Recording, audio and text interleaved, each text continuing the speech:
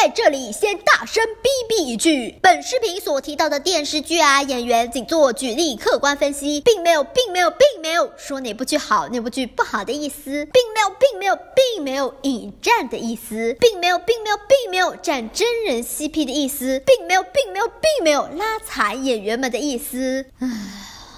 这年头做视频还要发声明保命，头疼。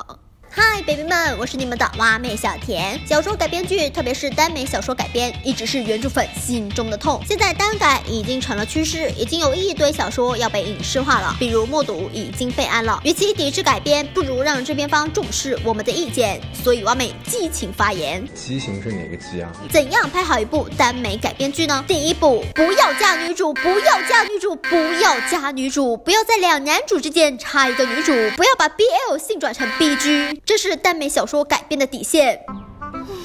耽美因为某些不可抗力，为了过审变成了兄弟情。你为什么要对我这么好？因为你长得很像我弟弟。你死了，我就再也没有哥哥了。你说什么？你把我当成什么人？我曾经把你当作我毕生知己，现在仍是。但制片方为了保险，想出了一个方法，把兄弟情变成了 BG。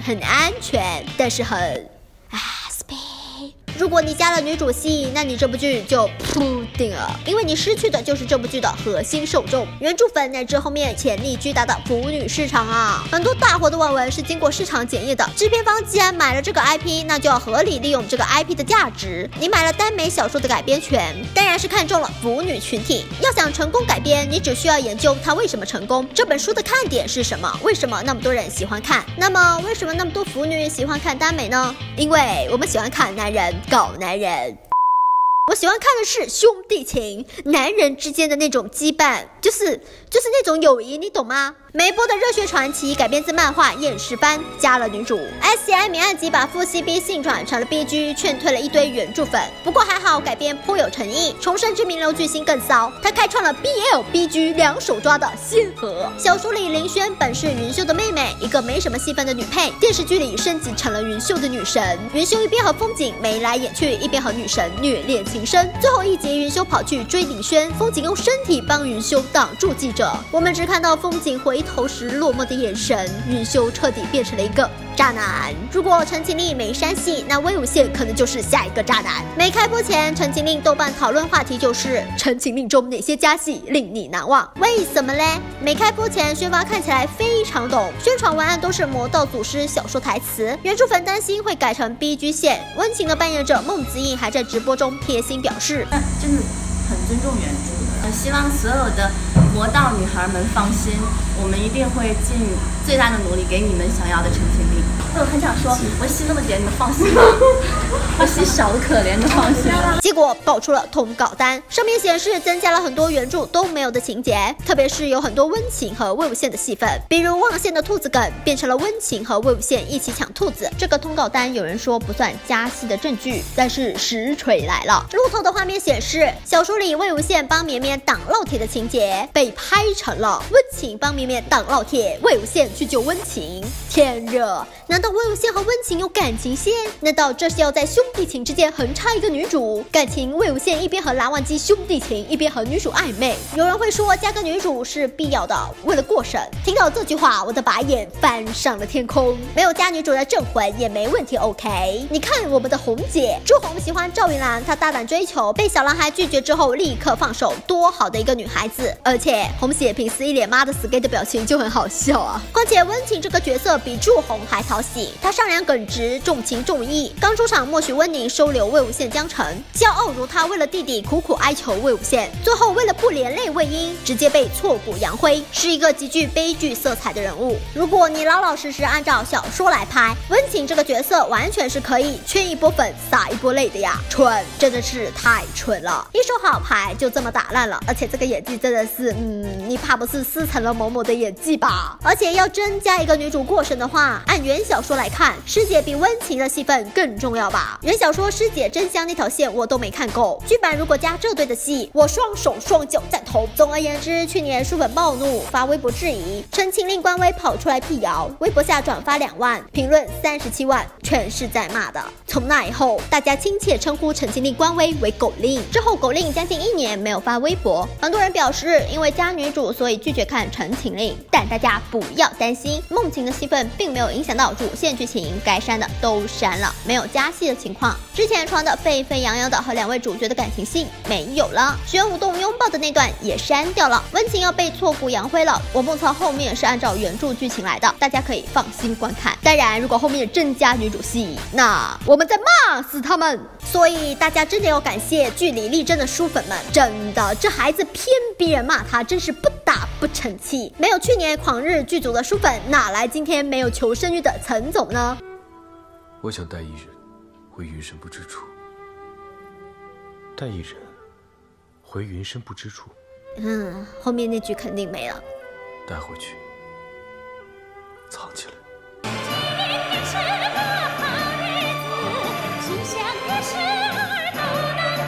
从狗令到陈爹，只需要一个名场面。你看，只要你老实按照小说来拍，书粉都是很宽容的。按照这个还原度，观音庙那段我非常期待。不对，我突然产生了一个巨大的疑惑：既然这都能过审，那么镇魂，请问你为什么不能按照原著来拍？我当然，有人可能会说是腐女、丑女、艳女、腐癌什么的。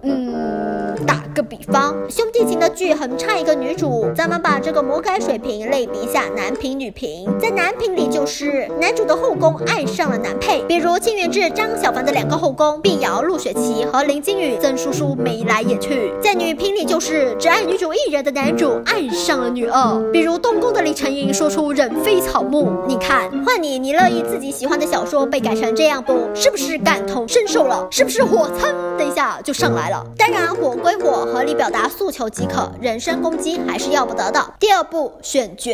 很多人单纯的以为只要随便2个男人搞在一起，腐女们就会尖叫。这第1类人就是绝色美人，可以以色待人。绝色美人。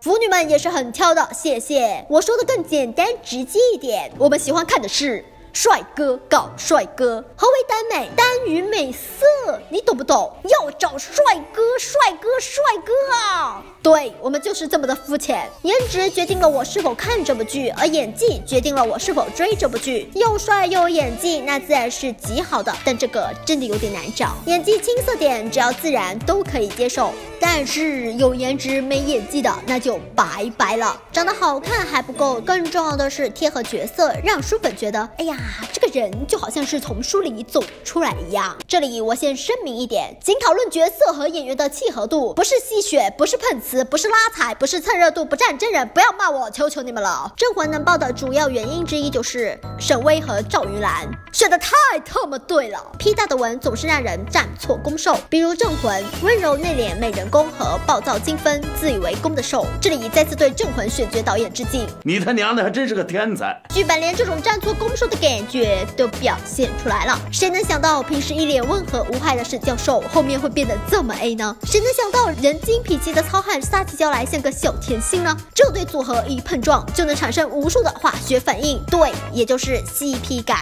王一博本身自带高冷的气质，杀到祁山的那一场，你立刻跪下来叫他爸爸。这套白衣是我最喜欢的一套，而肖战他不需要做什么，因为他太他妈帅了。又捧杀，对，就是一个正常好看的人而已。肖战饰演的魏无羡自带少年感，一笑倾城，既俘获了蓝忘机的心，也融化了我们的心。